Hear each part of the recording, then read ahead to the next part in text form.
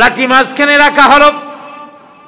হযরতে শুআয়ব আলাইহিস সালাম, মূসা আলাইহিস সালাম দুইজনকেই প্রস্তুত করা হলো। এবার ওই এলাকার লোকটা ডাক দিয়া বলল, হে শুআয়ব, প্রথম তোমার পালা। মূসা আলাইহিস সালাম কই, যেটা ভাবছিলাম ওইটি হইছে। হযরতে শুআয়ব আলাইহিস সালাম হাত দিবে, লাঠি উঠাবে, লাঠির মালিক হয়ে যাবে। কিন্তু হযরতে মূসা আলাইহিস সালাম মনটা খুব খারাপ, দাঁড়িয়ে আছেন। হযরতে শুআয়ব আলাইহিস সালাম ওয়াটার পাইয়া দেরি নয়, তিনি লাঠিটা উঠানোর জন্য চেষ্টা করছে, টান দিচ্ছে, স্বাভাবিকভাবে ওঠে না, আরো জোর কাটায় ওঠে না, আরো জোর কাটায় ওঠে না। এইভাবে শরীরের সমস্ত জোর কাটাইতে অনেকক্ষণ চলে গেছে, তার শরীর থেকে ঘাম বের হচ্ছে, এরপরও লাঠি মাটি থেকে উঠে না। সুবহানাল্লাহ বলে। মূসা আলাইহিস সালাম মনে মনে কয়, এটা কোন কেরামতি? তাইলে মনে হয় আল্লাহ আমার কথা শুনছে, কারণ আমি তো প্রকৃত মালিক, আল্লাহ আমারে উড়ানোর শক্তিটা দিও। এবার মূসা আলাইহিস সালামের পালা। হযরতে মূসা আলাইহিস সালাম যাইয়া যখন লাঠিটার মধ্যে ধরলেন, ধরা লাগে নাই, হাতটা বাড়ানোর সাথে সাথে চুম্বকের মতো লাঠিটা মূসা আলাইহিস সালামের হাতের মধ্যে এসে যায়। হযরতে মূসা আলাইহিস সালাম লাঠি নিলেন। শুআয়ব আলাইহিস সালামের মনটা খারাপ, এবার জামাইয়ের বিদায় হয়ে যাবে। মূসা আলাইহিস সালাম আল্লাহর পয়গম্বর ডাক দিয়া বলেন, হে শুআয়ব আলাইহিস সালাম, এখন আপনার কাছ থেকে একটা সত্য কথা শুনতে চাই। এতক্ষণ পর্যন্ত লাঠি নিয়া টানাটানি যাই হলো, যাই করলাম, একটা সত্য কথা আপনার কাছ থেকে জানতে চাই। আপনি আল্লাহর পয়গম্বর, আল্লাহর নবী, একটা সত্য কথা আমাকে বলবেন। হযরতে শুআয়ব আলাইহিস সালাম বললেন, ঠিক আছে বলো। মূসা আলাইহিস সালাম বললেন, আপনার ঘরের মধ্যে এতগুলি লাঠি, একটা বাঁকা লাঠি আমি ধরলাম, আমার উদ্দেশ্য ছিল আপনার ঘরের সৌন্দর্যটা বাড়ুক, কিন্তু আপনি এই লাঠিটা দিতে চান নাই, আমাকে আপনি লাঠিটা দিবেন না, বারবার জোর করেছেন, লাঠি ধরে রেখেছেন। আপনার কাছ থেকে জানতে চাই, এই লাঠিটা আসলে কোন লাঠি, যে কারণে আপনি এই লাঠিটা ছাড়তে চান না। শুআয়ব আলাইহিস সালাম বলেন, ও মূসা, এই লাঠিটা সাধারণ লাঠি নয়, তুমি যদি আবার সবগুলি লাঠি নিয়ে যাও, একটা বারের মতো আমি একটু শব্দ করতাম না, কিন্তু এই লাঠিটা সাধারণ লাঠি নয়। আল্লাহুম্মা সাল্লি আলা সাইয়্যিদিনা ওয়া মাওলানা মুহাম্মদ ওয়া আলা আলিহি ওয়া আসহাবিহি আজমাইন। আল্লাহুম্মা সাল্লি আলা সাইয়্যিদিনা ওয়া মাওলানা মুহাম্মদ ওয়া আলা আলিহি ওয়া আসহাবিহি আজমাইন। মুআজ্জাজ মুকাররম হযরত মুসল্লিয়ানে কেরাম, প্রথমে আল্লাহ সুবহানাহু ওয়া তাআলার অসংখ্য অগণিত শুকর আদায় করি, যিনি আমাদেরকে মাহে রমজানে আল্লাহর কালাম থেকে আলোচনা শোনার জন্যে আল্লাহর ঘর মসজিদে বসার তৌফিক দান করেছেন। সকলে একবার বলি আলহামদুলিল্লাহ। বিগত আয়াতগুলির মধ্যে আল্লাহ রাব্বুল আলামিন বিভিন্ন জাতির ঘটনা উল্লেখ করেছেন। হযরতে নূহ আলাইহিস সালামের অবাধ্য জাতির আচরণ এবং তাদের ধ্বংসের কথা আলোচনা করা হয়েছে। কওমে সামুদ, সেই নবীর দাওয়াত এবং তার জাতির দাওয়াত প্রত্যাখ্যান এবং তাদের ধ্বংসের আলোচনা করা হয়েছে। কওমে আদ সেই জাতির অবাধ্যতা এবং তাদের ধ্বংসের বিষয়ে আলোচনা করা হয়েছে। এইভাবে আল্লাহ রাব্বুল আলামিন পূর্ববর্তী জাতিদের ঘটনা উল্লেখ করেছেন। কেন? তারা তাওহীদ ও রিসালাতকে বিশ্বাস না করার কারণে, নবীর অনুসরণ না করার কারণে ধ্বংস হয়েছে। এই ঘটনাগুলি কোরআনুল কারীমের মধ্যে আল্লাহ পাক নাজিল করে বুঝিয়ে দিয়েছেন।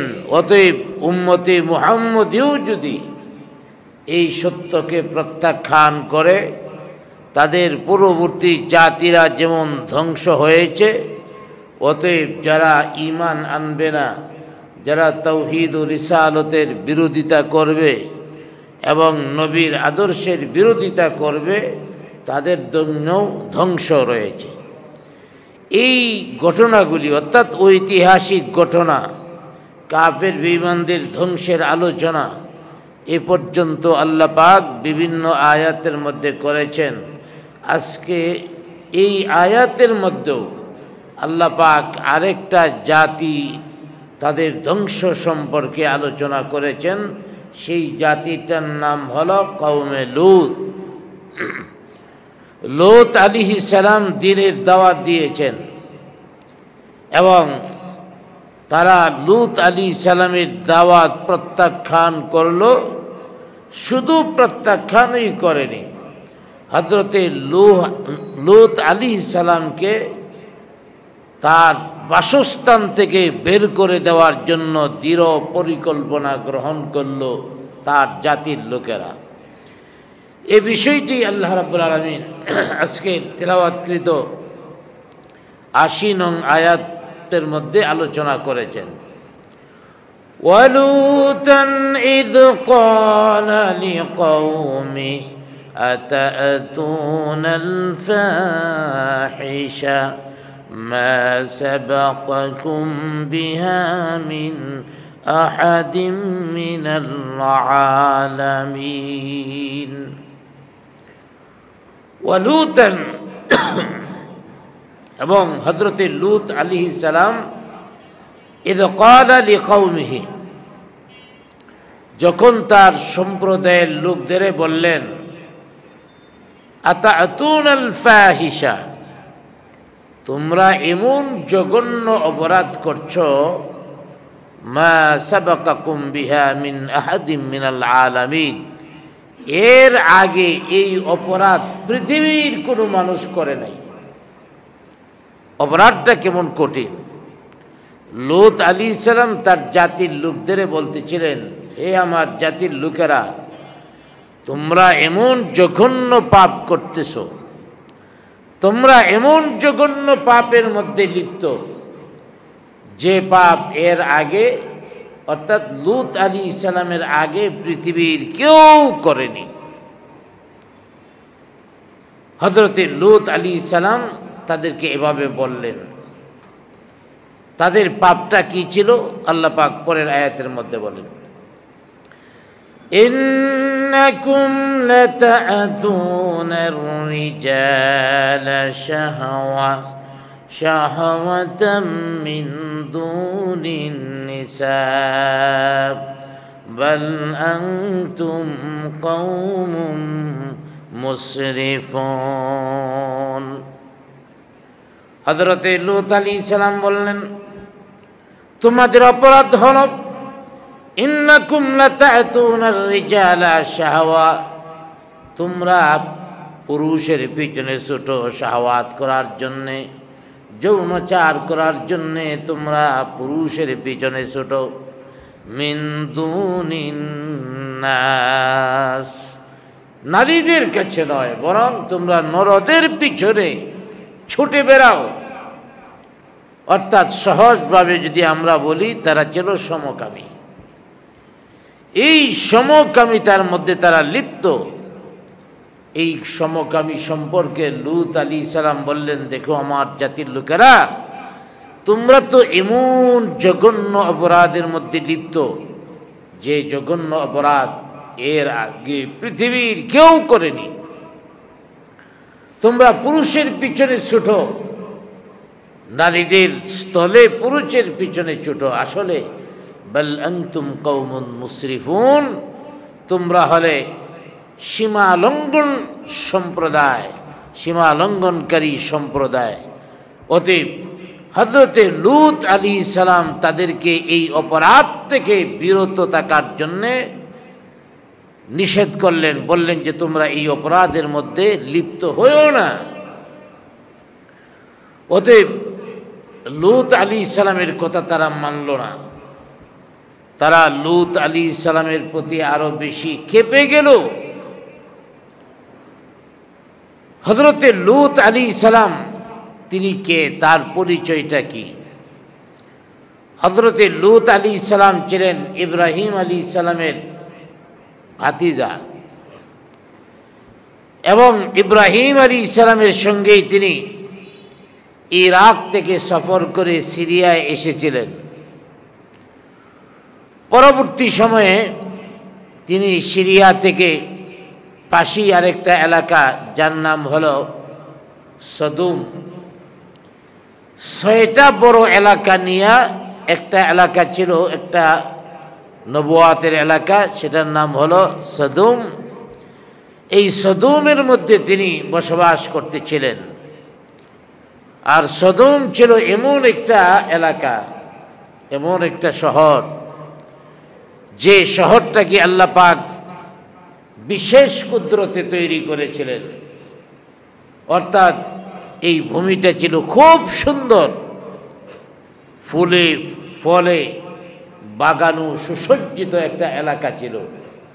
মনে হয় পুরা এলাকাটা নার্সারি, নার্সারির এলাকাটা যেমন মানুষ সুন্দর করে সাজায়, পুরা সদুম নামক এলাকাটা এমন ভাবে আল্লাহ পাক সাজিয়েছেন। বিশাল বিশাল বাড়ি, বিশাল এরিয়া নিয়ে, এবং প্রত্যেকটা বাড়ি ফুলে ফলে সাজানো, খুব সুন্দর। অতএব হযরতে লূত আলাইহিস সালামের জাতি খুব সুখে ছিল। সবার বাগান আছে, খাবার দাবারের অভাব নাই। আর বাংলাদেশে একটা কথা আছে, সুখে থাকলে ভূতে কিলায়। মানুষ যখন বেশি সুখে থাকে তার অভাব অনটন থাকে না, দুশ্চিন্তা থাকে না, মানুষের সব কিছু তার সামনে উপস্থিত থাকে। বাড়িঘর সুন্দর, আরামের উপকরণের অভাব নাই, সমাজের মধ্যে প্রতিষ্ঠিত সম্পদের অভাব নাই। সব দিক থেকে যখন একজন মানুষ কোনো ধরনের অভাবী নয়, বরং সুখে আছে, তখন এই লোকটা অনেক সময় অহেতুক কাজ করে, যে কাজের কোনো প্রয়োজন নেই। শুধু অহেতুক কাজ করে এমনও নয়, বরং তারা অন্যায়, তারপরে অনাচার, অশ্লীলতা এবং অসামাজিক কাজের মধ্যেও লিপ্ত হয়ে যায়। আর সাদুমবাসীরা ছিল তাই। হযরতে লূত আলাইহিস সালামের জাতি সাদুমবাসীরা এই অবস্থার মধ্যেই ছিল। অতএব সাদুমবাসী তারা লূত আলাইহিস সালামের কথা মানল না, এবং তারা এই সমকামী হওয়ার পিছনে কারণটা কি ছিল? আল্লাহ পাক তো সবাইকে সুন্দর সুন্দর বাগান দিয়েছেন, তো এই বাগানের প্রচুর ফল ছিল, নিজেরা খাইতো, বাকি অন্য বাজারে যায় বিক্রি করত। অন্যান্য এলাকায় এত বাগান নেই, ফল ফ্রুটও নেই। তো সাদুমবাসীর এই সুন্দর ফল ফ্রুট দিকে অন্যান্য এলাকার থেকে কিছু মানুষ আসতো। আইসা মনে করেন রাস্তায় যাইতেছে, হঠাৎ করে একটা ফল টানতে নিয়ে গেছে। এমন তো আমাদের দেশেও আছে।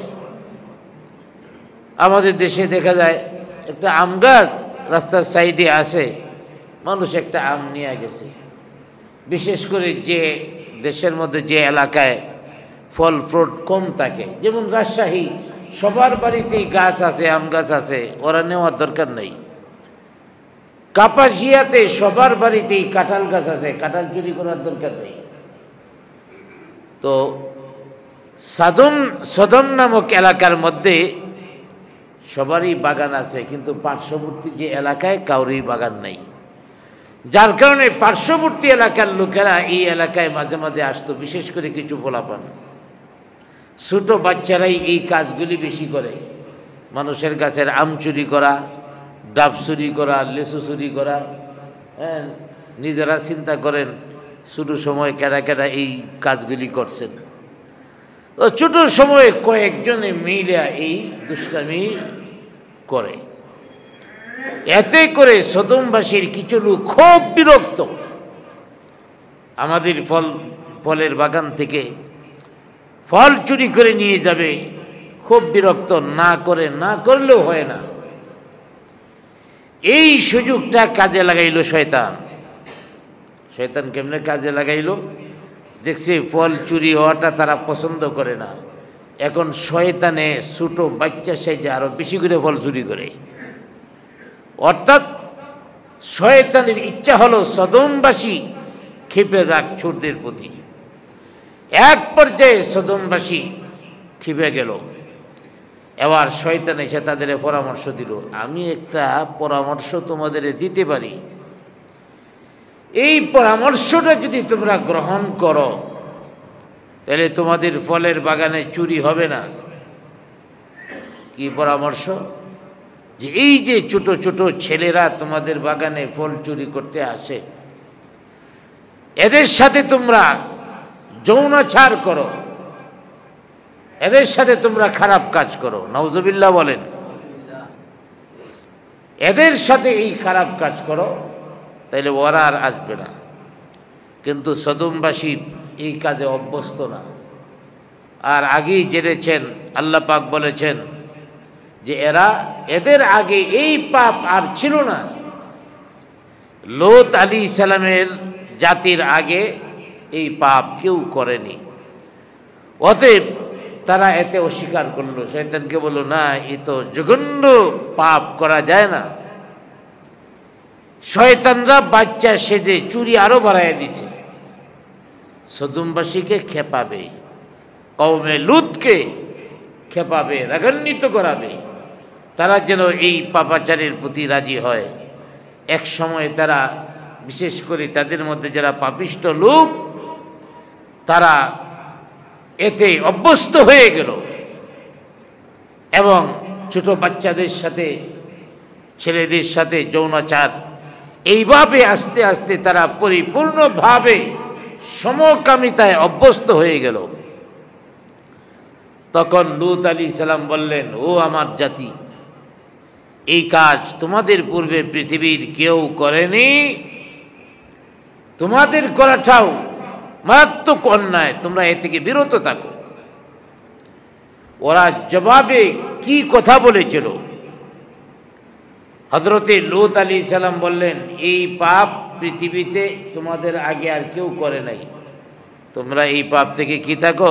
বিরত থাকো। তার সম্প্রদায়ের লোকেরা কি জবাব দিল? এখন তারা পরিপূর্ণ অভ্যস্ত হয়ে গেছে। وما كان جواب قومه إلا أن قالوا أخرجوهم من قريتكم।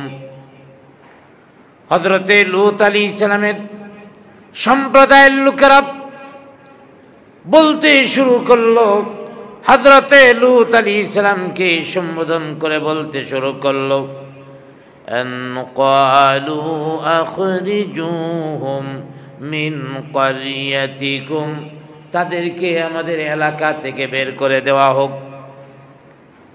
হযরতে লূত আলাইহিস সালামের জাতি সদমবাসী তারা একে অপরকে বলতে শুরু করলো, হযরতে লূত এবং তার অনুসারীদেরকে এই এলাকা থেকে বের করে দেওয়া হোক। ইন্নাহুম উনাসুন ইয়াতাতাহহারুন, তারা নিজেদেরকে পরিচ্ছন্ন বানাতে চায়, নিজেদেরকে পরিচ্ছন্ন মনে করে। অতএব এত ভালো মানুষ এই এলাকার মধ্যে থাকার দরকার নাই, এদের আমাদের এলাকা থেকে বের করে দেওয়া হোক। আমাদের দেশের মধ্যে দেখবেন অন্যায়ের প্রতিবাদ করলে তখন বলে এই দেশ ছাড়িয়া পাকিস্তানে চলে যাও।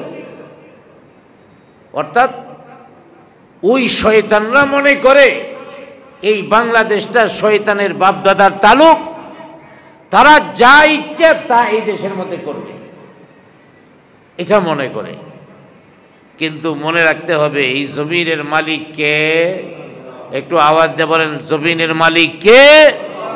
আল্লাহর জমিন ছেড়ে যদি আল্লাহর আইন ভালো না লাগে, তোমরা আল্লাহর আইন, আল্লাহর জমিন ছেড়ে যেখানে ইচ্ছা সেখানে চলে যাও। আল্লাহর জমিন ছেড়ে কোথাও যাওয়ার মতো জায়গা আছে? আল্লাহর জমিনে যদি থাকতে হয়, আল্লাহর বিধান পছন্দ লাগবে না কেন?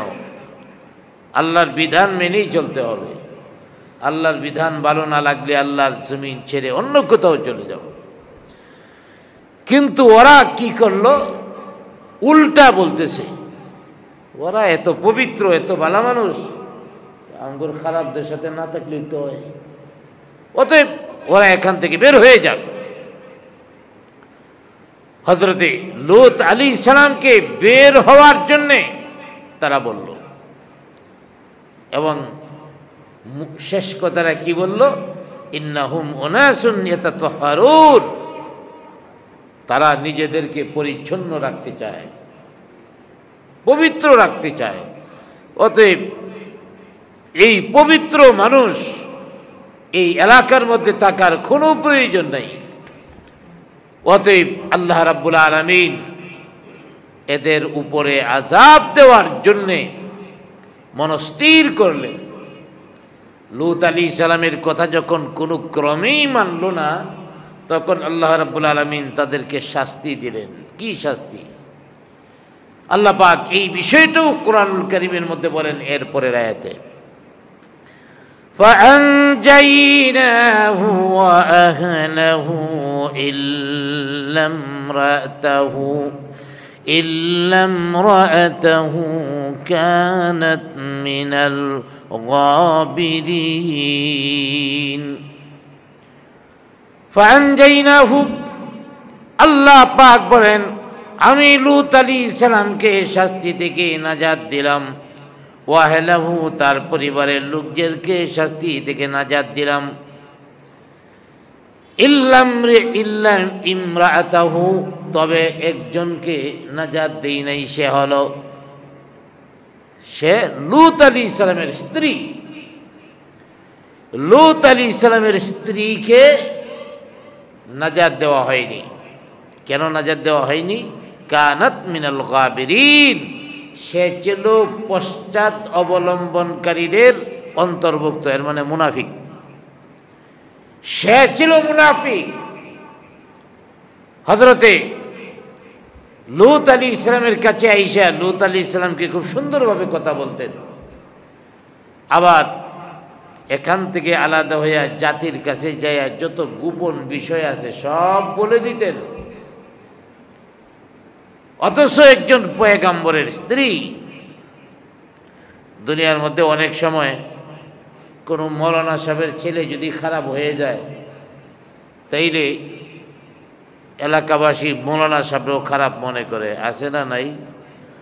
অথবা একজন ভালো মানুষের সন্তান খারাপ হয়ে গেছে, এই ভালো মানুষটাকেও খারাপ মনে করে। ভালো মানুষটাকে খারাপ মনে করার অধিকার আপনার নাই। তার সন্তান খারাপ হয়ে যেতে পারে, স্ত্রী খারাপ হয়ে যেতে পারে, ভাই খারাপ হতে পারে, মা বাবা খারাপ হতে পারে। এটা পৃথিবীতে নতুন নয়। সামনে আলোচনা আসতেছে যে একজনের অপরাধের জন্য আরেকজনকে শাস্তি দেওয়া যাবে না। অতএব নবীর স্ত্রী হওয়ার পরেও সে নাজাত পায়নি, বাঁচতে পারেনি।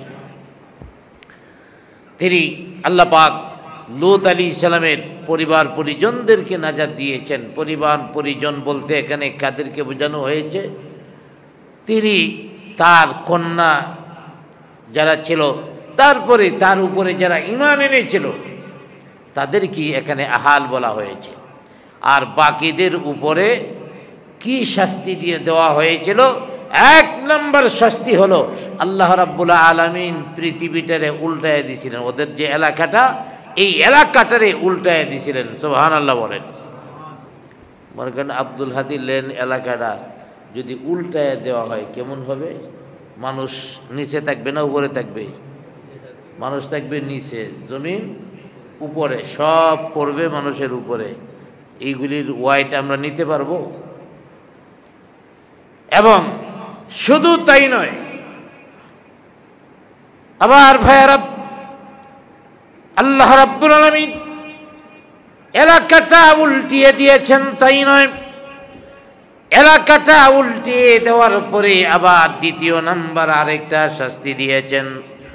وَأَمْطَرْنَا عَلَيْهِمْ مَطَرًا। আল্লাহ রাব্বুল আলামিন তাদের উপরে পাথর বৃষ্টি দিয়েছেন। একদিক থেকে হলো আল্লাহ তাআলা জমিনটাকে উল্টিয়ে দিয়েছেন। এর পরেও যদি কেউ ফাঁক ফোকর দিয়া বেঁচে যায়, এই জন্যে আল্লাহ তাআলা আবারও পাথর বৃষ্টি দিয়েছেন যাতে করে একেবারে শেষ হয়ে যায়। আল্লাহ রাব্বুল আলামিন এইভাবে সদুমবাসীকে শেষ করে দিয়েছেন। কওমে লূত, সদুমবাসী, তাদেরকে আল্লাহ রাব্বুল আলামিন এইভাবে সমূলে শেষ করে দিয়েছেন। তো আল্লাহ রাব্বুল আলামিন অপরাধীদেরকে ধরেন, হয়তো কিছু সময় দেন, ছেড়ে দেন না। অতএব প্রতিটি যারা যে জাতি অন্যায় করেছে, বেপরোয়া হয়েছে, এমন প্রতিটি জাতিকে আল্লাহ রাব্বুল আলামিন শাস্তি দিয়েছেন। তাইলে নবীর স্ত্রী হওয়ার পরও শাস্তি থেকে বাঁচতে পারে নাই। এই আয়াত দ্বারা এটাই বোঝা গেল আল্লাহর কাছে মানুষের পরিচয় হবে, মূল্যায়ন হবে ঈমান এবং আমলের কারণে। আল্লাহর কাছে মানুষের মূল্যায়ন কোন জিনিসের? ঈমান এবং আমলের। যার ঈমান থাকবে, যার আমল যত ভালো থাকবে, আল্লাহর কাছে তার তত সুসম্পর্ক থাকবে। অতএব আল্লাহর কাছে সুসম্পর্ক থাকবে বান্দার ঈমান এবং আমলের মাধ্যমে। দুনিয়ার মানুষ কারো আত্মীয়তার কারণে নাজাত পাওয়ার মতো কোনো ব্যবস্থা নেই। আমি অমুকের ছেলে, আমি অমুকের ভাই, আমি অমুকের স্ত্রী, এই বলে কিয়ামতের ময়দানে নাজাত পাওয়ার কোনো উপায় নেই। যেমন আজকের আলোচনার মধ্যে দেখেন হযরতে লূত আলাইহিস সালাম এবং তার কন্যাদ্বয় এবং তার যারা ঈমানদার, তার অনুসরণকারী, এদেরকে আল্লাহ রাব্বুল আলামিন নাজাত দিয়েছেন। তার স্ত্রীকে নাজাতের ব্যবস্থা করেননি। এর দ্বারা বোঝা গেল শুধু নবীর সাথে সম্পর্কিত হলে, আত্মীয়তার সম্পর্কিত হলেই জান্নাতে যাওয়া যায় না। হযরতে নূহ আলাইহিস সালাম আল্লাহর পয়গম্বর, আল্লাহর নবী নূহ পয়গম্বর, তার ছেলের নাম হলো কেনান। ওই কেনান, তার জন্যে নূহ আলাইহিস সালাম নিজেও দোয়া করেছেন, আল্লাহ তাকে তুমি এই প্লাবন থেকে হেফাজত করো। নূহ আলাইহিস সালাম যখন দোয়া করেছেন, আল্লাহ রাব্বুল আলামিন জানায় দিয়েছেন, ওরে আমার পয়গম্বর নূহ নবী, আরেকবার যদি তোমার সন্তানের জন্য দোয়া করবা, আরেকবার যদি তোমার সন্তানের নাজাতের জন্য দোয়া করবা, তাহলে তোমার নামটা আমার নবুয়তের লিস্টি থেকে কেটে দিব। কাফেরের জন্য তুমি দোয়া করতে পারো না। কেনান নূহ আলাইহিস সালামের সন্তান হওয়ার পরেও সে জান্নাতে যেতে পারবে না, সে জাহান্নামে যেতে হবে। তারপরে দেখেন হযরতে ইব্রাহিম আলাইহিস সালাম আল্লাহর একজন পয়গম্বর। ইব্রাহিম আলাইহিস সালামের পিতা ছিল মূর্তি পূজারী। শুধু মূর্তি পূজারী নয়, সে ছিল মূর্তি নির্মাতা। মূর্তি নির্মাণ করে বাজারে নিয়ে বিক্রি করতেন, যার কারণে তার নামই হয়ে গেছে আজর। আজর মূলত একটা মূর্তির নাম, তার নাম ছিল তোয়ারেক।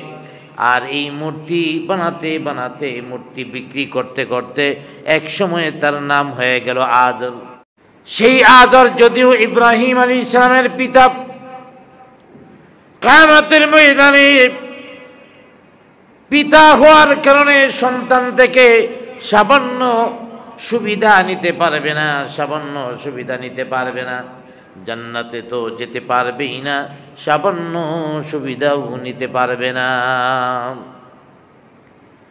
আবার ভাইয়েরা, তেমনি ভাবে আল্লাহ পাক পৃথিবীর মধ্যে অসংখ্য নবী রাসূল প্রেরণ করেছেন। সবাই দেখা যায় শুধু নবীর দোহাই দিয়া তার সন্তান বাঁচতে পারেনি, নবীর দোহাই দিয়া তার ভাই বাঁচতে পারেনি, নবীর দোহাই দিয়া তার স্ত্রী বাঁচতে পারেনি, পারবেও না। কিয়ামতের ময়দানে প্রত্যেকটা মানুষ বাঁচার জন্য দুইটা জিনিস প্রয়োজন। একটার নাম হলো ঈমান, আর একটার নাম হলো আমল। ঈমান আমল যদি না থাকে তাহলে কিয়ামতের ময়দানে ক্ষতিগ্রস্ত হয়ে যাবে। এই জন্যই তো আল্লাহ পাক সূরা আসরের মধ্যে বলেন, ওয়াল আসর ইন্নাল ইনসানা লাফি খুসর ইল্লাল্লাযীনা আমানু ওয়া আমিলুস সালিহাত।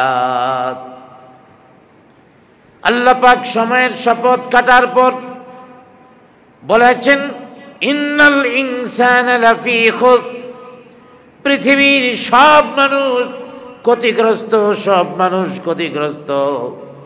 ইল্লাল্লাযীনা আমানু, তবে যারা ঈমান এনেছে, ওয়া আমিলুস সালিহাত, যারা নেক কাজ করেছে, তারা ক্ষতিগ্রস্ত নয়, বরং তাদের জন্য আল্লাহ পাক রেখেছেন জান্নাত।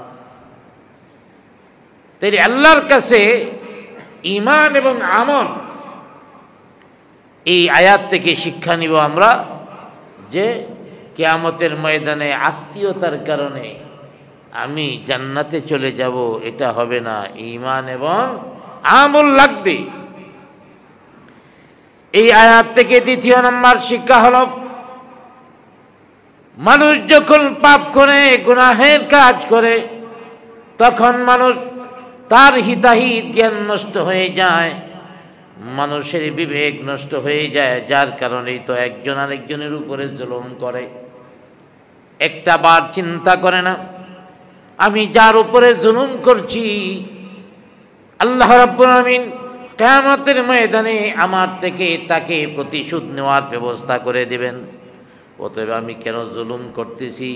এই জুলুমের জন্যে আল্লাহর দরবারে এক সময় আমার বিচারের মুখোমুখি হতে হবে। এই যে বিবেক, এই যে চিন্তা, এটা তার নষ্ট হয়ে যায়। যার কারণে গুনাহের কাজের প্রতি আরো বেশি আগ্রহী হয়ে যায়। এই জন্যে মনে রাখতে হবে, আমরা যদি গুনাহের কাজ করতে মনে চাই, বেশি আগ্রহী হয়, তখন মনে রাখতে হবে অবশ্যই আমি শয়তানের পাল্লায় পড়ে গিয়েছি, শয়তানের দুঃখের মধ্যে আমি পড়ে গিয়েছি। এই জন্যে আল্লাহর দরবারে তওবা করতে হবে, বেশি বেশি ইস্তেগফার করতে হবে। আল্লাহ এই ইস্তেগফারকারী যারা আছে তাদেরকে শয়তানের ফিতনা থেকে বাঁচায়া দেন। অতএব বেশি বেশি ইস্তেগফার করব। যাক, এখানে সংক্ষিপ্তভাবে হযরতে লূত আলাইহিস সালামের ঘটনা আলোচনা করা হয়েছে। তাওহীদ মানেনি, নবীর আদেশ মানেনি, অতএব আল্লাহ পাক তাদের ধ্বংস করে দিয়েছেন। আমাদের নবীর উপরে আয়াত নাজিল করে এটি বুঝিয়েছেন, হে নবী, আপনার কথাও যারা শুনবে না তাদের ধ্বংস অনিবার্য, আপনার কিছু হবে না। এরপরে আরেকজন নবীর ঘটনা আলোচনা করছেন এরপরের আয়াতের মধ্যে, যে وَإِلَى مَدْيَنَ أَخَاهُمْ شُعَيْبًا قَالَ يَا قَوْمِ اعْبُدُوا اللَّهَ مَا لَكُمْ مِنْ إِلَٰهٍ غَيْرُهُ। আল্লাহ রাব্বুল আলামিন এরপরের আয়াতের মধ্যে বলেন, ওয়াইলা মাদিয়ানা আখাহুম শুআইবা, আমি মাদায়েনবাসীর জন্য তাদের ভাই শুআইব আলাইহিস সালামকে আমার নবী বানায়া প্রেরণ করেছি। আল্লাহ পাক বলছেন, আল্লাহ তাআলা মাদায়েনবাসীর জন্য তাদের ভাই শুআইব আলাইহিস সালামকে নবী বানায়া পাঠাইছেন। হযরতে শুআইব আলাইহিস সালাম তার জাতির কাছে নবী হিসেবে এসে কি দাওয়াত দিয়েছিলেন? আল্লাহ পাক বলে দিয়েছেন, শুআইব আলাইহিস সালাম যে দাওয়াত দিয়েছেন, আমি আগেই বলেছি সমস্ত নবীদের দাওয়াত একই দাওয়াত ছিল। যেমন তাওহীদের বেলায় যে দাওয়াত দিতেন, ক্বালা ইয়া কওমি ইবুদুল্লাহ, হযরতে শুআইব আলাইহিস সালাম বললেন, হে আমার সম্প্রদায়, তোমরা এক আল্লাহর ইবাদত করো, মা লাকুম মিন ইলাহিন গায়রু, তোমরা আল্লাহ ছাড়া আর কাউকে আল্লাহ ছাড়া আর কাউকে ইলাহ হিসাবে মেনো না। হযরতে শুআইব আলাইহিস সালাম তার বংশের লোকদেরকে দাওয়াত দিলেন। হযরত শুআইব আলাইহিস সালামের জাতিও কিন্তু তার দাওয়াত মানেনি, তার দাওয়াত গ্রহণ করেনি। শুআইব আলাইহিস সালাম মাদায়েন জাতির প্রতি অনেক দিন দাওয়াত দিয়েছেন। অতএব এই মাদায়েন ওরা কারা? মাদায়েন একজন ব্যক্তির নাম ছিল, যিনি হযরতে ইব্রাহিম আলাইহিস সালামের সন্তানদের মধ্যে একজন। হযরতে ইব্রাহিম আলাইহিস সালামের সন্তানেরা বিভিন্ন দিকে ছড়ায় গেলেন। এর মধ্যে একদল যেয়া একটা এলাকায় বসবাস করতেছিলেন। এই এলাকাটার নাম হয়ে গেল মাদায়েন। কেন? ইব্রাহিম আলাইহিস সালামের এই সন্তানের নাম ছিল মাদায়েন। উনি থাকতে থাকতে থাকতে থাকতে ওনার নামেই এলাকাটার নাম হয়ে গেছে। আমাদের দেশের মধ্যে আছে না, ভূঁইয়াপাড়া, চৌধুরীপাড়া, কত ধরনের নাম আছে। একজন বসবাস শুরু করছে, তার নামে নাম হয়ে গেছে। অতএব হযরতে শুআইব আলাইহিস সালামকে আল্লাহ পাক মনোনীত করলেন মাদায়েনবাসীর জন্য। শুআইব আলাইহিস সালাম এমন একজন নবী ছিলেন যাকে আল্লাহ পাক বিশেষ একটা উপাধি দিয়েছিলেন। সেই উপাধির নাম হলো খতিবুল আম্বিয়া। খতিব কাকে বলা হয়? বক্তা। বক্তা ওই যে জুম্মার সময় যিনি খুতবা পড়েন তাকে কি বলে? খতিব সাহেব। মানে আরবিতে বলা হয় খুতবা আর বাংলাতে বলা হয় বক্তৃতা। এই বক্তৃতাটা যিনি দেন তিনি তারে আরবিতে বলা হয় খতিব আর বাংলাতে বলে বক্তা। অতএব হযরতে শুআইব আলাইহিস সালামকে আল্লাহ পাক নবীদের মধ্যে এমন প্রাঞ্জল ভাষা দান করেছিলেন, যার কারণে সমস্ত নবীদের মধ্যে তার উপাধি ছিল খতিবুল আম্বিয়া, মানে নবীদের বক্তা।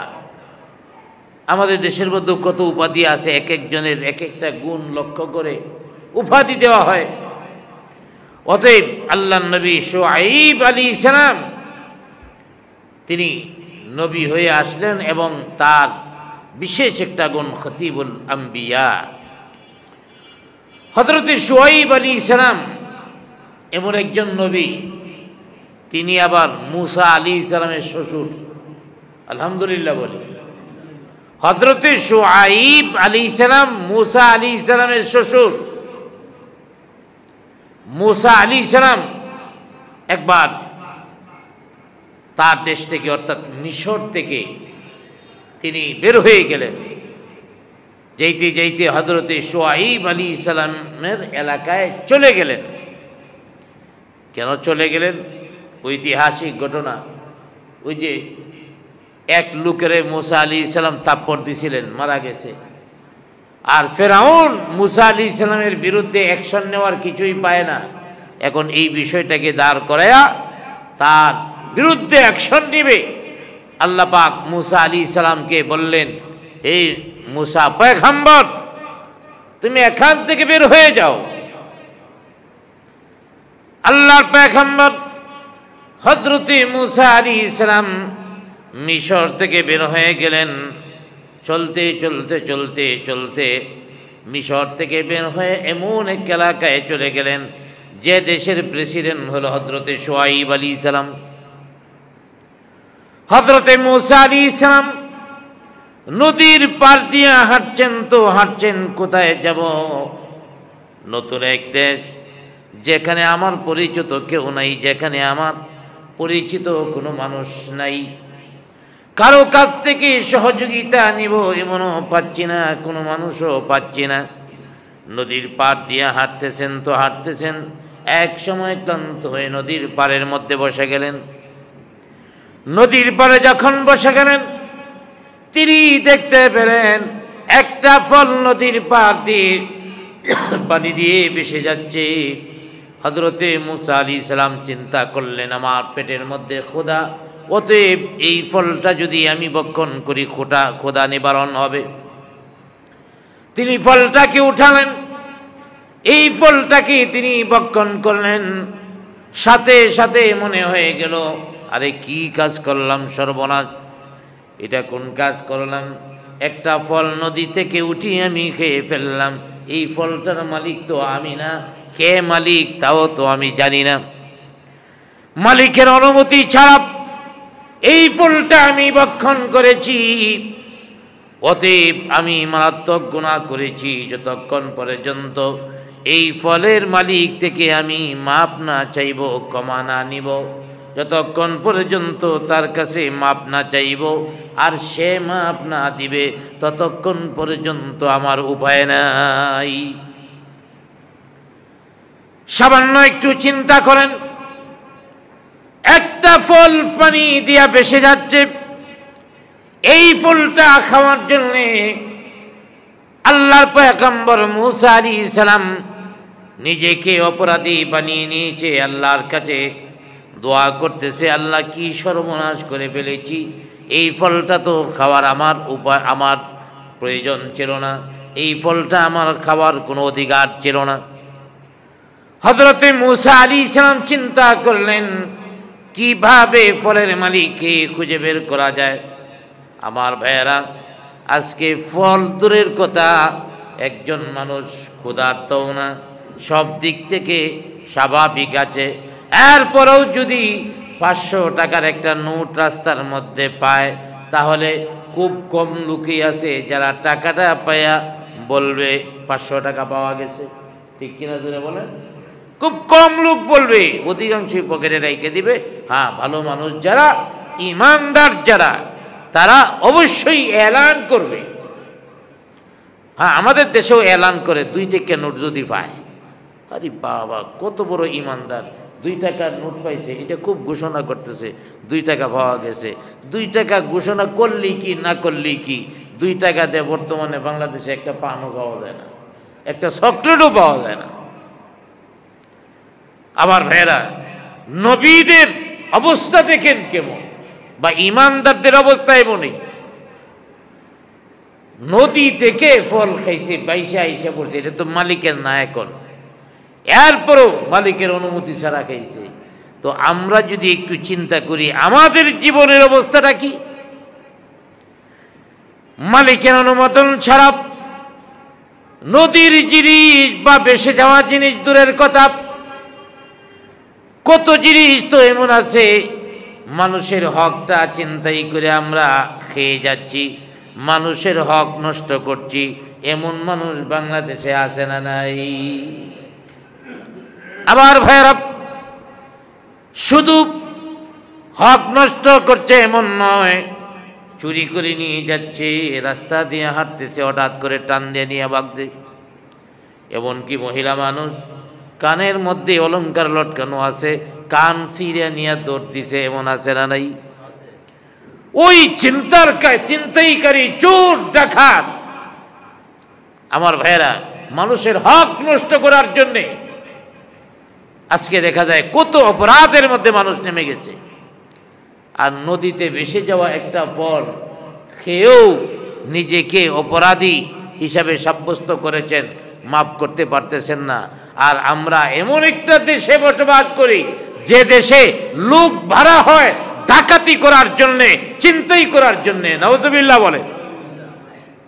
খবর আসতেছে একদল লোকরে বিগত সরকারে যে ছিল কি মজা পাইছে, সরকারের মধ্যে থেকে মানুষ খুন করছে আর সম্পদ চুরি করছে।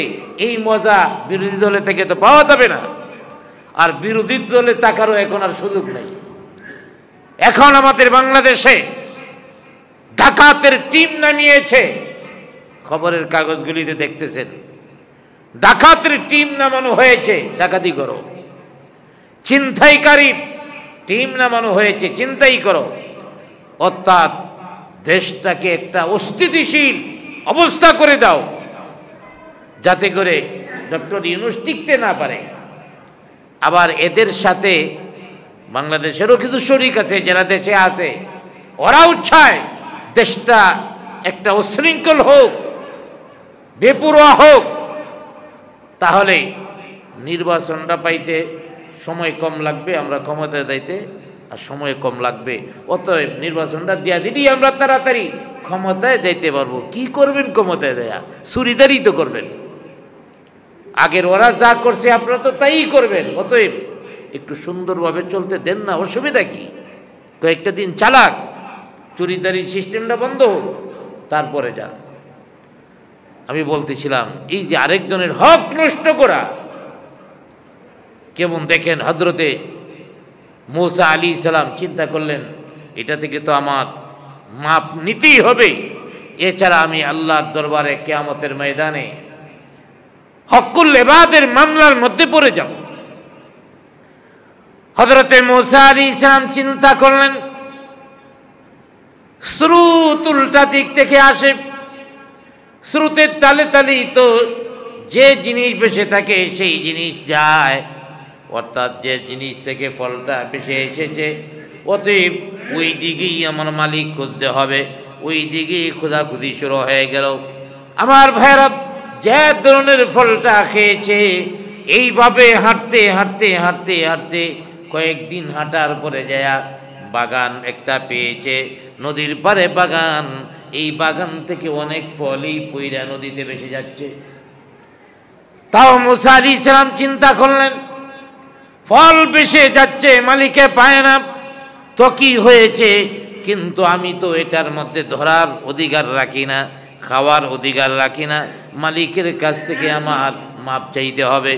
লোকদের জিজ্ঞাসা করলেন এই বাগানের মালিককে, তখন বললেন এই বাগানের মালিক একজন ভালো মানুষ, আল্লাহর নবী শুআয়ব আলাইহিস সালাম। কারণ ওই এলাকায় শুআয়ব আলাইহিস সালামকে সবাই চেনে, তিনি আল্লাহর নবী। আর মূসা আলাইহিস সালাম গেছেন নতুন, এখনো কেউ তাকে চেনে না। মূসা আলাইহিস সালাম চিন্তা করলেন যেহেতু আল্লাহর নবী, তাহলে মাপটা সহজে পাওয়া যাইব। উনি গেছেন, যায়া বলতেছেন আপনার নাম কি? শুআয়ব আলাইহিস সালাম। হ্যাঁ আমার নাম শুআয়ব। তো তোমাকে চিনতেছি না, তুমি কোন জায়গা থেকে এসেছো, তোমার বাড়ি কোথায়? তিনি পরিচয় দিলেন আমার নাম মূসা, আমি মিশর থেকে এসেছি। তখনও কিন্তু নবুয়ত পায় নাই, মিশর থেকে এসেছি, পালিয়ে এসেছি। তো আমার কাছে কি মনে করে? আপনার কাছে একটা জিনিসের জন্য এসেছি। ওই নদীর পাড়ে ফল, নদীতে ফল ভেসে যাচ্ছিল, আপনার বাগানের ফল আমি খেয়ে ফেলেছি। এখন তো আপনার অনুমতি ছাড়া ফল খেয়ে ফেলেছি, আমারে দয়া করে মাফ করে দেন। শুআয়ব আলাইহিস সালাম মনে মনে কয় একটা ফল নদীতে ভেসে যাচ্ছে, এইটা খাওয়ার জন্যে সে নিজের অপরাধী মনে করে আবার মাপ চাওয়ার লেগে আসছে। সাধারণ লোক না, এইটাও অনেক খাস লোক, আল্লাহর প্রিয় লোক, এটারে সারণ যায় না। এবার সোহাইব আলাইহিস সালাম চোখ গরম করে বলাইছে, রাখার জন্য তো একটা সিস্টেম লাগবো। চোখ গরম করে বলতেছে, হ্যাঁ আমার বাগানের ফল নদীতে যাবে, সাগরে যাবে, যেখানে যাবে যাবে, অসুবিধা কি? তুমি খাওয়ার কে? তুমি খাইলা কেন? তুমি খায়া ঠিক করো নাই। কয় আমারে মাফ করে দেন। না, এত সহজে মাফ করা যাবে না। কি করতে হবে? কয় 12 বছর আমার রাখালি করতে হবে। 12 বছর কি করতে হবে?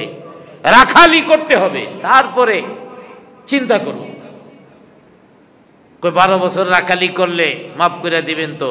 কই মাফ করার জন্য চিন্তা করবো, আগে রাখালি করো। যাক, 12 বছর পর্যন্ত রাখালি করছে। সোহাইব আলাইহিস সালাম জানে ওরে যতই কঠিন শর্ত দিই সে যাবে না। 12 বছর অতিক্রম হওয়ার পরে এবার সোহাইব আলাইহিস সালামের কাছে আসছে মুসা আলাইহিস সালাম, এখন তো আমি মুক্ত, এখন আমি মুক্ত, আমার দয়া করে ছেড়ে দেন। কে বলছে তুমি মুক্ত? তোমারে মাফ করে দিব, তো সহজ নাকি? একটা কাজ মাত্র করছো, তবে আরেকটা কাজ আছে, এটা যদি করো তাইলে আমি আসলেই মাফ করে দিব। আল্লাহর পয়গম্বর মুসা আলাইহিস সালাম মনে মনে চিন্তা করেন, কোন বিপদের মধ্যে পড়ে গেলাম। একটা ফল নদী থেকে খাওয়ার কারণে 12টা বছর পর্যন্ত রাখালি করলাম, এখনো পর্যন্ত ক্ষমা পাইলাম না। আবার বলতেছে আর একটা কাজ করতে হবে, আল্লাহ জানে আরো কত বছর থাকতে হয়। এবার মুসা আলাইহিস সালাম বললেন, ঠিক আছে বলেন কি কাজ করতে হবে। সোহাইব আলাইহিস সালাম বললেন, কাজটা কঠিন নয়, কাজটা হলো আমার মেয়েকে তোমার বিবাহ করতে হবে। সুবহানাল্লাহ বলেন। আমার মেয়েকে যদি তুমি বিবাহ করো তাহলেই একমাত্র তোমাকে আমি ক্ষমা করতে পারি। কারণ সোহাইব আলাইহিস সালামের চিন্তা হলো, এই লোকটারে এইভাবে সারণ যায় না। যে লোকটা একটা ফল নদীতে টুকায়া খায়া মাপ চাইতে আসে, সে সাধারণ মানুষ না, আল্লাহর প্রিয় মানুষ। এমনকি আল্লাহ ইচ্ছা করলে নবুয়ত দান করতে পারেন। সোহাইব আলাইহিস সালামের কথায় মুসা আলাইহিস সালাম রাজি হয়ে গেলেন, বিবাহ শাদী হয়ে গেল। বেশ কিছুদিন বেড়াইলেন। আগে তো ছিল রাখাল, এখন জামাই। জামাই হিসেবে বেশ কিছুদিন ছিলেন।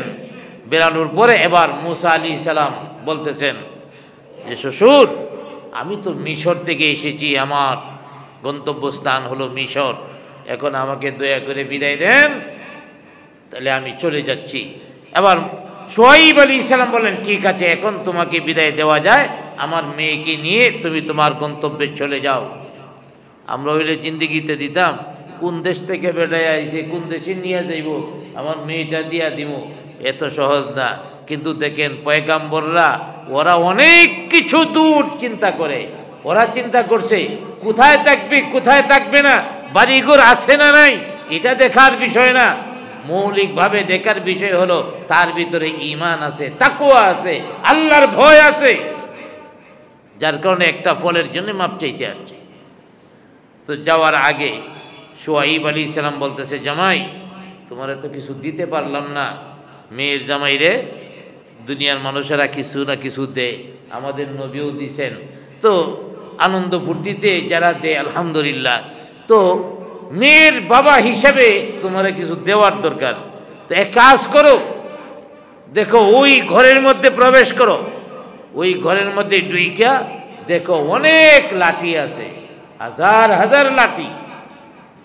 এখান থেকে তোমার যে লাঠিটা ইচ্ছা এই লাঠিটা হাদিয়া হিসাবে নিয়ে যাও, উপহার হিসাবে নিয়ে যাও। মুসা আলাইহিস সালাম ঘরের ভিতরে ঢুকছে, ডুইকা দেখে এত সুন্দর সুন্দর লাঠি সাজানো আছে, হাজার হাজার লাঠি সাজানো আছে, খুব সুন্দর দেখা যায়। একদিকে একটা লাঠি বাঁকা, বেখাতেরা লাঠি। চিন্তা করলেন শ্বশুরের ঘরটা এত সুন্দর সুন্দর লাঠি, একজন মানুষ ঢুকলেই দেখবে যে কত সুন্দর ঘর, কিন্তু একটা লাঠি বাঁকা, অন্যগুলির সাথে মিলে না। এই লাঠিটা থাকার কারণে ঘরের সৌন্দর্যটা নষ্ট হয়ে গেছে। এক কাজ করি, যেহেতু আমার শ্বশুরে বলছে একটা লাঠি হাদিয়া নেওয়ার লাগিয়া, এই বেহাতেরা লাঠিটা আমি নিয়ে নেই, তাহলে ঘরের সৌন্দর্যটা ফুটে উঠবে। সুবহানাল্লাহ বলেন। চিন্তা কি দেখেন, আসলে নবীদের চিন্তার মধ্যে কত বড় নিয়ামত থাকে দেখেন। এখন এই বাঁকা লাঠিটা নিয়ে, যে বাকি সুদা লাঠিগুলি থাকুক, ঘরের সৌন্দর্য ফুটে উঠুক। হযরতে মূসা আলাইহিস সালাম বাঁকা লাঠিটা হাতের মধ্যে নিয়ে ঘর থেকে বের হলেন। অন্যদিক থেকে শুআয়ব আলাইহিস সালামের নজর যখন মূসা আলাইহিস সালামের দিকে পড়ে গেল, হযরতে শুআয়ব আলাইহিস সালাম মাথার মধ্যে হাত দিয়া বসে গেলেন, কই সর্বনাশ হইছে, সর্বনাশ হয়ে গেছে। মূসা আলাইহিস সালামের কাছে যে দৌড়ে যে লাঠির মধ্যে ধরছে, হাই মিয়া, তোমার কোনো রুচি টুচি নাই? তুমি একজন যুবক মানুষ, তোমারই বলছি একটা লাঠি নেওয়ার জন্যে, বিভিন্ন কাজে লাগতে পারে, সুন্দর দেখে একটা লাঠি লইবা, আর তুমি কি না এই বেহাতেরা লাঠি লইয়া বেরিয়ে গেছো। যাও, এই লাঠি রাইখা সুন্দর দেখে একটা লাঠি নিয়ে আসো। তুমি যুবক মানুষ, তোমার রুচি এত বাঁকা কেন লেগে? হযরতে মূসা আলাইহিস সালাম কয়, বাঁকা লাঠি দিয়ে আনলাম, তাও আপত্তি? তাইলে এটার মধ্যে রহস্য আছে। এবার মূসা আলাইহিস সালাম বললেন যে, হে শ্বশুর, আমি চিন্তা করেছি আপনার ঘরের ভিতরে সবগুলি লাঠি সোজা, অনেক সুন্দর দেখা যায়, এই বাঁকা লাঠিটার কারণে সৌন্দর্য নষ্ট হয়ে গেছে। অতএব এই বাঁকা লাঠিটা আমি নিয়ে আসছি, আপনার ঘরের সৌন্দর্যটা যাতে বেড়ে যায়। শুআয়ব আলাইহিস সালাম বললেন, আমার ঘরের সৌন্দর্য দেখা তোমার দরকার নাই, যাও এই বাঁকা লাঠিটা রাইখা সুন্দর দিকে একটা লাঠি নিয়ে আসো। মূসা আলাইহিস সালাম কয়, আমার সুন্দর লাঠির দরকার নাই, যা আনছি তাই চলবে। এখন হযরতে শুআয়ব আলাইহিস সালাম লাঠির মধ্যে দেয়া ধরছে একদিক দিয়া, আর একদিক দিয়ে মূসা আলাইহিস সালাম, দুইজনে লাঠি নিয়ে টানাটানি করে। একদিকে শুআয়ব আলাইহিস সালাম টানে, আর একদিক থেকে মূসা আলাইহিস সালাম টানে। এবার মূসা আলাইহিস সালামেরও সন্দেহ হইল, কিরে, আমি একটা বাঁকা লাঠি নিতেছি, আচ্ছা এটা বলতে পারতো এই বাঁকা লাঠিটা তোমার মানায় না, এই সেই, কিন্তু মানায় না তো কইছেই, আবার লাঠি দিবে না, জোর করে রেখে দিব, তাইলে রহস্য আছে। যা করছে আল্লাহ, লাঠি জানবো না।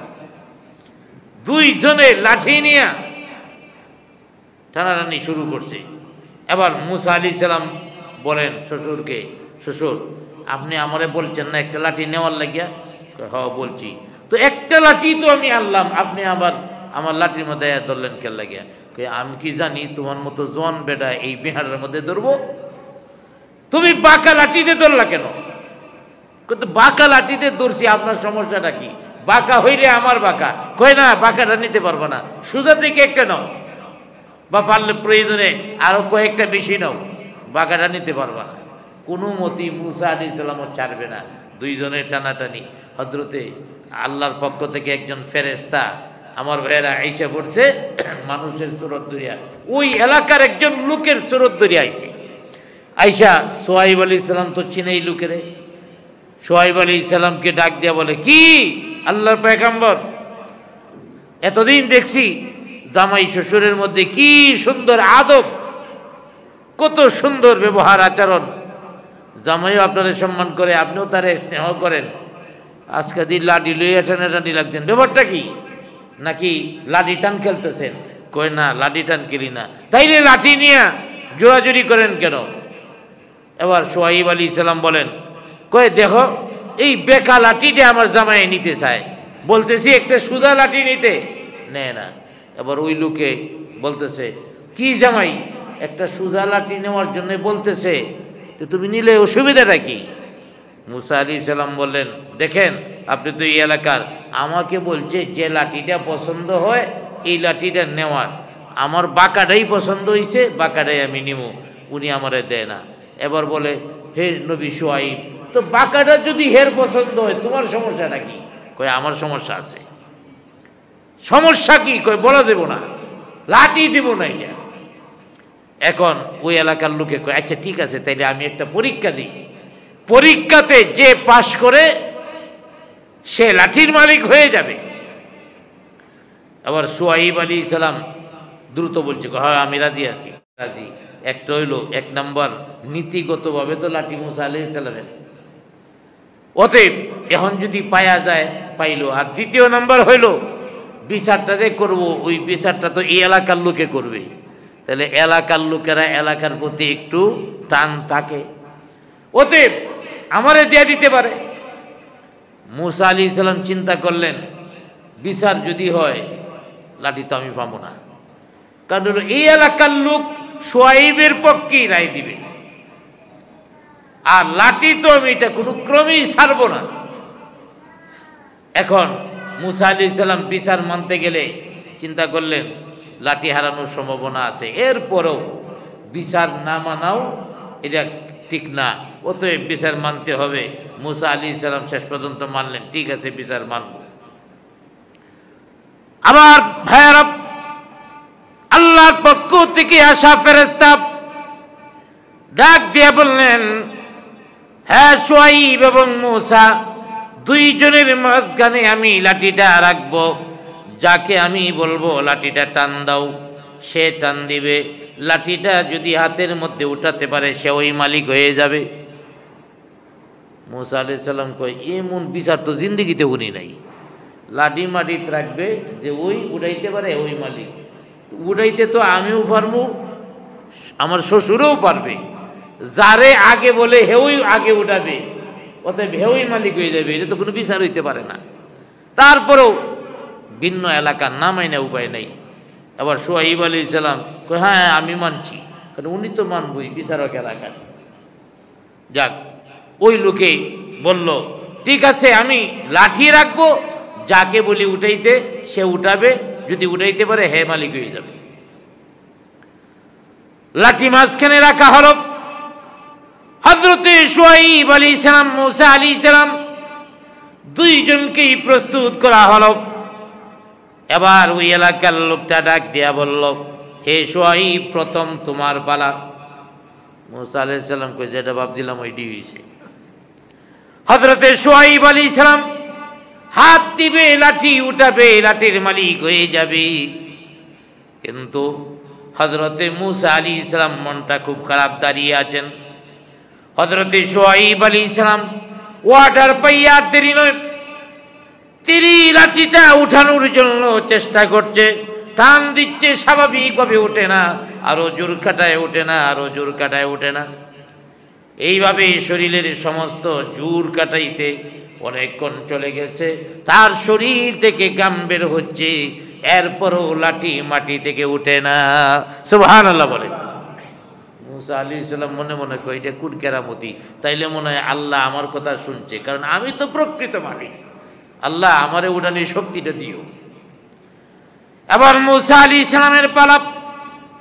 হযরতে মুসা আলাইহিস সালাম যাইয়া যখন লাঠিটার মধ্যে ধরলেন, ধরা লাগে নাই, হাতটা বাড়ানোর সাথে সাথে চুম্বকের মতো লাঠিটা মুসা আলাইহিস সালামের হাতের মধ্যে এসে যায়। হযরতে মুসা আলাইহিস সালাম লাঠি নিলেন। শুআইব আলাইহিস সালামের মনটা খারাপ, এবার জামাইয়ের বিদায় হয়ে যাবে। মুসা আলাইহিস সালাম আল্লাহর পয়গম্বর ডাক দিয়া বলেন হে শুআইব আলাইহিস সালাম, এখন আপনার কাছ থেকে একটা সত্য কথা শুনতে চাই। এতক্ষণ পর্যন্ত লাঠি নিয়া টানাটানি যাই হলো, যাই করলাম, একটা সত্য কথা আপনার কাছ থেকে জানতে চাই। আপনি আল্লাহর পয়গম্বর, আল্লাহর নবী, একটা সত্য কথা আমাকে বলবেন। হযরতে শুআইব আলাইহিস সালাম বললেন ঠিক আছে বলো। মুসা আলাইহিস সালাম বললেন আপনার ঘরের মধ্যে এতগুলি লাঠি, একটা বাঁকা লাঠি আমি ধরলাম, আমার উদ্দেশ্য ছিল আপনার ঘরের সৌন্দর্যটা বাড়ুক, কিন্তু আপনি এই লাঠিটা দিতে চান নাই, আমাকে আপনি লাঠিটা দিবেন না, বারবার জোর করেছেন, লাঠি ধরে রেখেছেন। আপনার কাছ থেকে জানতে চাই এই লাঠিটা আসলে কোন লাঠি, যে কারণে আপনি এই লাঠিটা ছাড়তে চান না? শুআয়ব আলাইহিস সালাম বলেন, ও মূসা, এই লাঠিটা সাধারণ লাঠি নয়। তুমি যদি আবার সবগুলি লাঠি নিয়ে যাও, একটা বারের মতো আমি একটু শব্দ করতাম না। কিন্তু এই লাঠিটা সাধারণ লাঠি নয়, এই লাঠি ছিল জান্নাতে। এই লাঠি আল্লাহ পাক দিয়েছেন আদম আলাইহিস সালামকে। আদম আলাইহিস সালাম জান্নাত থেকে যে কয়টা জিনিস নিয়ে এসেছেন, এর মধ্যে একটা জিনিস হলো এই লাঠি। সুবহানাল্লাহ বলে, বাঁকা লাঠি। কিন্তু এই লাঠির দাম অনেক বেশি। বাঁকা, এই জন্যই বাঁকা না হইলে তো কবি চুরি হয়ে যেত। সব লাঠি চুরি হয়, এইটা চুরি হয় না, এটা কেউ নেয় না। অথচ এটি সবচেয়ে বড় দামি লাঠি। মূসা আলাইহিস সালাম মনে মনে কয়, শ্বশুর আমিও মনে মনে এমন একটা কিছু ভাবছিলাম যে এটা সাধারণ লাঠি হবে না। অতএব আপনি যত বেশি আমাকে দিতে নিষেধ করেন, আমি তত বেশি এটার প্রতি আগ্রহী হই, যে বাঁকা হয় হোক, লাঠি এটাই নিব। যাক, হযরতে মূসা আলাইহিস সালাম চলে গেলেন। লম্বা ঘটনা তাফসীরের মধ্যে আসছে। এই সফরে যখন তার স্ত্রীকে নিয়ে শুআয়ব আলাইহিস সালাম থেকে তিনি গেলেন, তখনই ওই যে কুহে তুর, ওখানে যাওয়ার পরে তার স্ত্রীর পেটে বেদনা, বাচ্চা হবে। গেছে আগুন আনার লেগে, গিয়া নবুয়ত পেয়েছে। সুবহানাল্লাহ বলেন, আগুন আনতে গিয়া নবুয়ত পেয়ে গেছে। সেই শুআয়ব আলাইহিস সালাম তার জাতিকে সারাটা জীবন পর্যন্ত দাওয়াত দিয়েছেন। অল্প কিছু মানুষ শুআয়ব আলাইহিস সালামের দাওয়াত মেনেছেন, আর বাকি যারা আছে কেউ মানেননি। আল্লাহ পাক তাদেরকেও ধ্বংস করে দিয়েছেন। এই ঘটনাগুলি আল্লাহ পাক কোরআনে বর্ণনা কেন করেছেন? এই ঘটনা বর্ণনা করে শিক্ষা দিচ্ছেন, ওরা তাওহীদ রিসালতের বিরুদ্ধে যায়া ধ্বংস হয়েছে, তোমরাও ধ্বংস হবে। অনেক মহাপণ্ডিত আছে আমাদের বাংলাদেশে, ওরা বলে কিচ্ছা কাহিনী কোয়া যাবে না। আরে কিচ্ছা কাহিনী তো কোরআনের কিচ্ছা কাহিনী যদি হয়, সমস্যাটা কি তোমার? আল্লাহ পাক কিচ্ছা কাহিনী তো কোরআনেই বলেছেন। কিচ্ছা দ্বারা মানুষ কয়েকভাবে নিদর্শন গ্রহণ করেন, এর মধ্যে কিচ্ছা কাহিনী। আল্লাহ পাক কোরআনের অসংখ্য আয়াতে কিচ্ছা কাহিনী, এই যে সূরা আরাফ শুরু হয়েছে এই পর্যন্ত শুধু খালি কিচ্ছাই চলতেছে, ঘটনাই চলতেছে। অতএব কিচ্ছা কাহিনী আল্লাহ পাক বর্ণনা করেন। কেন বর্ণনা করেন? যাতে মানুষ শিক্ষা নিতে পারে। এগুলি ওয়াজ, শিক্ষা নিতে পারেন, এই জন্য আল্লাহ পাক কিচ্ছা কাহিনী বর্ণনা করেন। অতএব কিচ্ছা কাহিনী দ্বারা মানুষ সহজেই কি হয়, ঈমান আনে। এমনকি আমাদের নবীর কাছে আইসা সাহাবায়ে কেরাম বলে, হুজুর কত মানুষ কত কিচ্ছা কয়, আপনি যদি একটা কিচ্ছা কইতেন। নবীজিরে আইসা বলে, নবীজি একটা কিচ্ছা বলেন, আমাদের যদি একটা কিচ্ছা শোনাইতেন। প্রয়োজনে আল্লাহকে বলেন আপনার একটা কিচ্ছা শিখায় দেখ, আপনি বলেন। আল্লাহ পাক নবীজিরে একটা কিচ্ছা শিখাই দিয়েছেন। এই কিচ্ছাটার নাম হলো সূরা ইউসুফ। সুবহানাল্লাহ বলেন। কিচ্ছার বিরুদ্ধে বলো। কিছু রেডিমেড মুফাসসির বেরিয়েছে, ওরা কথায় কথায় কিচ্ছা কাহিনী বলা যাবে না, কিচ্ছা কাহিনী বলা যাবে না। আর ওরাই করে কি, কিচ্ছা কাহিনী বলে না, ওরা তাফসিরের নামে ইন্ডিয়ান শিল্পীদের গান গায়। যত পৃথিবীর বিখ্যাত বিখ্যাত শিল্পী আছে, এই শিল্পীদের গান নকল করিয়া গান গায়, তাফসির করে। একটা জিনিস চিন্তা করেন, একটা গান যেটা আমাদের দেশের না, এটার সুরটা কত কঠিন। এক নাম্বার শব্দগুলি কঠিন, ওই শব্দগুলি উচ্চারণ মুখস্থ করতে হয়। দ্বিতীয় নাম্বার এই টানটা আনতে হয়। একটা টান আনার জন্য কয় হাজার বার রিহার্সাল করতে হয়। তাইলে তুই কোরআন হাদিস বাদ দিয়া গানের রিহার্সাল করো, আর আশ্চর্য কিচ্ছা কাহিনী বলা যাবে না। গানের রিহার্সাল করে, নাটকের রিহার্সাল করে।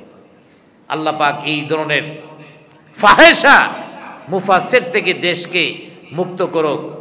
ইন্ডিয়ার গান আর বিভিন্ন দেশের গান, বাংলাদেশের সিনেমার গান গাওয়ার লেগিয়া এই কোরআন শরীফ বুঝাইতে হইব গান গায়া। কোরআন শরীফের ভিতরে অনেক কিছু আছে, গানের দরকার পড়বে না। আল্লাহ রাব্বুল আলামিন আমাদেরকে এই সমস্ত ফাহেসা গান থেকে হেফাজত করুক এবং কোরআনের পিছনে মেহনত যেন আমরা করতে পারি, আল্লাহ কবুল করুক। কোরআনের পিছনে মেহনত করেন, অন্য কিছুর পিছনে মেহনত করবেন কেন? গানের পিছনে মেহনত কেন? এই গানের পিছনে যে মেহনত করছেন, যে সময়ে আপনি তাড়াইছেন, এই সময়ে কোরআন শরীফ কত পরিমাণ পড়তে পারতেন, আল্লাহর কাছে সওয়াব কত বেশি পাইতেন। আল্লাহ পাক আমাদের হেফাজত করুক, সকলে বলি আমিন।